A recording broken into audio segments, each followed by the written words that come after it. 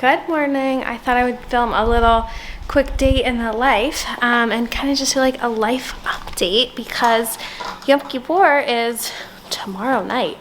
Maybe I can get this up right before. And it's just a time of like introspection in the Jewish calendar. And I've been introspecting, so come along. I got Zachy here this morning. You say good morning? No. No? He's doing dinosaurs in kinetic sand. If you guys have kids, kinetic sand is the coolest. Hey, Mom, that's for this dinosaur. Okay. After Sukkot is Zachary's Upsherin. I know I've been talking about it constantly. His big 3rd birthday, and we're gonna give him his first haircut. Bless you, bud. So it's a bit of a hectic morning right this moment because I'm about to head to, not back to school, open house at the big kids school. And as you guys saw in my last video, my husband had all these awful sinus issues that landed us in the emergency room on Erev Rosh Hashanah. Hi, Reedy. So he's actually getting a checkup right now, and hopefully this is the end of the sinus saga. But just like everyone is having issues right now. Anyways, so I actually have a babysitter coming to watch Zachary, which is a rare event. But a babysitter is going to be here any minute, and I'm going to run to the big kids school for an hour or two for open house, which I love. I don't know how other schools do it, but at my kids' schools, like they don't even say hi to the parents. Like the parents just like enter quietly and sit at the back, and you get to like genuinely just observe a full hour of school, and it's really cool. I'm also like amazed at what these kids do. Like last time I was there last year, I went to my older son's class. My youngest wasn't in kindergarten yet, and they had an hour of math, and I'm like, I cannot sit still and do an hour of math. Speaking of sitting still, I had a coffee meeting yesterday, which I was very excited, and hopefully I'll be able to share more in the future. But after like an hour, I'm just so not used to sitting and working, even though it wasn't work at all. We were just, connecting, but like sitting and focusing for an hour. Anyways, that was a tangent. But today I have to go to 2 classes, and obviously my husband's at the doctor, so I'm just gonna split the time. So anyways, that's what's going on this morning. What else? Oh, we have a few Halloween. My kids love Halloween. We have a few Halloween decorations up, but I told them we need to take it down before the Upsherin because like the rabbi's coming over, and it's like a whole Jewish celebration. Anyways, so tomorrow is Yom Kippur. We are going to synagogue on Kol Nidre, which is Erev Yom Kippur, the night the holiday starts, which we have not done in probably like 15 years, like in so long. Because we always have the holiday meal, not 15 years, maybe like 10 years, basically since before I was pregnant for the first time. Because we've had little ones, and going to shul on Kol Nidre, Erev Yom Kippur, it's just hard because it starts late. It starts after sundown, or like around sundown. And so we just have never been. We observe the holiday. We go to shul day of Yom Kippur. But Kol Nidre, it's very exciting. So that's tomorrow. And then I'm just like cleaning and organizing around here because my family's coming to stay for the Upsherin. Yeah, and of course I want the house to be clean and tidy, but also just organized. Like I've been doing the cabinets, making sure they're just, nice, because when people are staying with you, you want them to be able to like find stuff and have it not be a giant mess. Just when I organized it, and already people are putting things where they don't belong. This mug does not belong. That's our Halloween candy. Okay, that's what it should look like. Ish. Anyways, you need some help? You want to put more sand in there? Okay, we're gonna go do this. I'm gonna run to school. I'll check you guys. I'll check you later. I'm back to school, or open house as it was called. It was so cute, but oh my goodness, these kids work so hard, especially my 2nd grader. I was there for math, which I think I mentioned earlier. I was there for math last year too, and I was like, I mean, the teacher 100% does their best, oh my goodness, but like it's just a lot. I was like, did I do all that when I was little? I mean, like, I remember high school and stuff being hard, but my goodness, second grade math is crazy. Anyways, kindergarten was so fun though. They're so cute. I can't take it. My favorite part, Andrew's like, why do you like this? But my favorite part is when the parents leave and some of the kids get teary-eyed. And I know you're like, why would you like that? But it just reminds you how little they are. Because like once they go to elementary school, they're like all grown up all of a sudden. And there's these like little moments where they remember they're just little kids. So I was like, I don't know, just as a nice reminder, they're just sweet little kids. I always try to volunteer as much as I can in the schools. I have a whole nother, I have all these other thoughts about that, but I feel like because my work schedule is so flexible, you know, I'm a stay-at-home mom, that like I should volunteer as much as I can in the schools.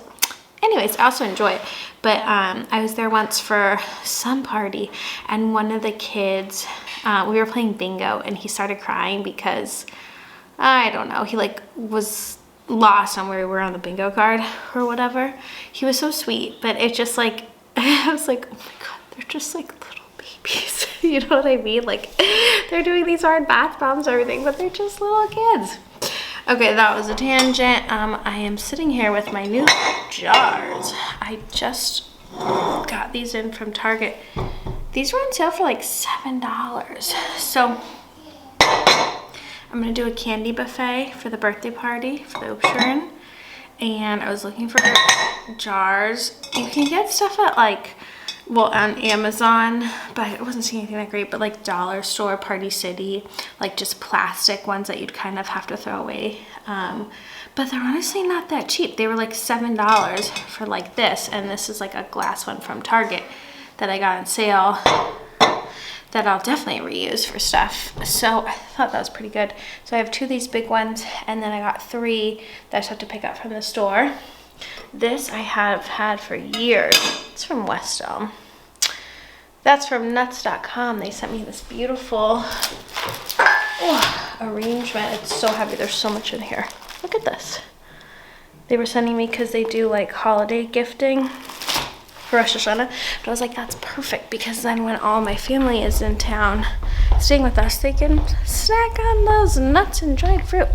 Speaking of gifting, Rifle Paper asked if they could send me their Hanukkah collection. Where did I put it? They have the most gorgeous Hanukkah wrapping paper and Hanukkah cards.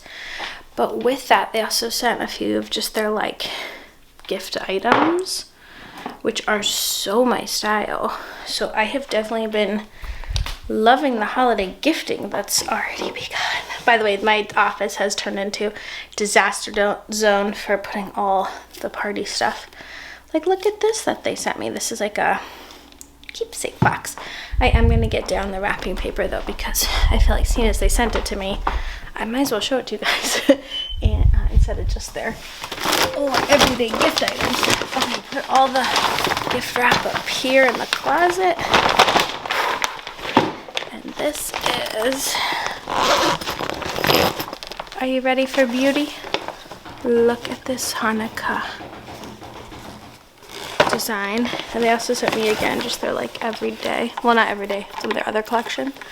This is so pretty. And they also sent like Hanukkah gift bags, and like I mentioned, oh, I think I do have the cards. That's gonna fall. Look at these. So pretty. I always talk about this, but when mainstream companies are inclusive of Jewish holidays, it's the best. And when they send it to me, well, then it really is the best. So that's what's going on. I'm about to actually go pick up the kids from school. It's been a few hours. Zachary, have you been playing this whole time? He wanted to put on pajamas. How's the babysitter today? I'm busy. He's busy. Can you share how the babysitter was? No. Did you have fun? Yeah. Yeah. He's very busy. We've been doing the kinetic sand. He's been doing plenty of other things, like 10 hours have gone by, but we're back to our little zone over here. One of my favorite things is to just put things out for him on the kitchen table, and then he'll kind of like come and go as he pleases, have some snacks.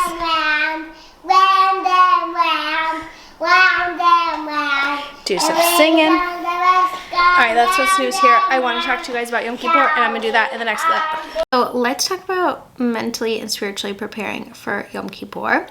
So Yom Kippur is this day of judgment, and in the days between Rosh Hashanah and Yom Kippur, we have this obligation to make amends for the wrongs we've done in the past year and start the new year on a good foot by, apologizing to those who we've hurt and vowing to do better in the year to come. And I was thinking about how I'm sure this is not just me. I'm sure this is a very human trait. Every time we get to this point in the year and I'm like, okay, let me think about the wrongs I've done, my brain automatically goes to the wrongs everyone else has done. Like that's, I think obviously I can, think about the things I've done wrong, but my brain is always kind of trying to justify it. Like, well, they did this, and what about that person that did that? And I find it very hard to just focus on the things I can control and what I can do better for the year ahead. So if you are in that boat, I'm pretty sure that's a very kind of common thing, is to always, be thinking, well, these, these were the circumstances around it, and here's my excuses, and what about what other people did, that kind of thing. So that's what's been on my mind.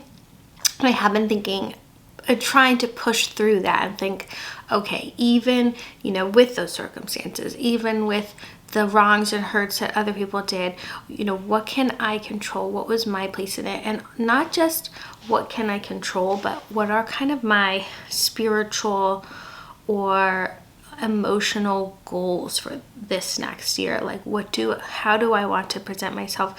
Where do I want to pause more? Where do I want to act more? That sort of thing.